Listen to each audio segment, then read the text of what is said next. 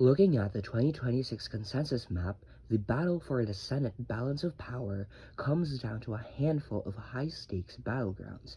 Republicans enter the cycle holding a narrow advantage in total seats, but several key states across the Midwest, Sun Belt, and New England present tight margins and fascinating candidate dynamics.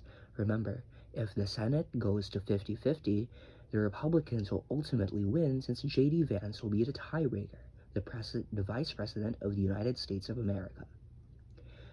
First, in Iowa, starting in the Midwest and the Hawkeye State, Iowa features a high-profile matchup between Republican nominee Ashley Hinson and Democrat Josh Truitt.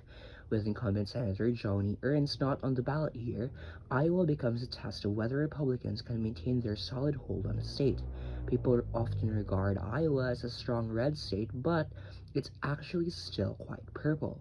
Hinson brings strong name recognition from her time in the House, while Truitt aims to mobilize suburban and swing voters to put Iowa back in play for the Democrats. In Texas, moving down south, it presents one of the most polarized clashes on the map. Republican nominee Ken Paxton takes on Democratic State Representative James Talarico. Talarico has been on top of the polls lately, but Paxton brings strong support among conservative-based voters alongside significant media attention, while Talarico attempts to build a coalition across urban and suburban districts. Though Texas has leaned red in recent Senate races, the contrast in campaign styles make this seat a major focal point for national funding. Over in Michigan, up in the Great Lakes region, the Wolverine state sees a battle for an open seat with a progressive candidate, Abdul El-Sayed, running for Democrats against former Congressman Mike Rogers for Republicans. Michigan remains one of the premier swing states in the nation. Roger appeals to the traditional Rust Belt voters and national security conservatives, while El-Sayed, recently beating Stevens, focuses on working-class economic messaging and high turnout in urban centers like Detroit and Ann Arbor. Over in Maine, in the Northeast, veteran Republican Senator Susan Collins, the incumbent, faces Democratic State Senator Troy Jackson in Maine.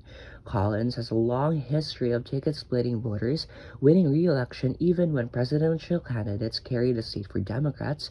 Jackson, replacing earlier candidates on the ballot, Graham Plattner, brings a distinct rural labor appeal from northern Maine, setting up a sharp contrast in political styles. Lastly, in Ohio, the special election in Ohio brings a clash between appointed incumbent John Husted and former Senator Sherrod Brown, who brings established statewide name recognition to the state that has trended increasingly red. Ohio politicians, Democratic, hope the turnout in cities like Cleveland, Columbus, and Akron are significantly higher to override the red in the state.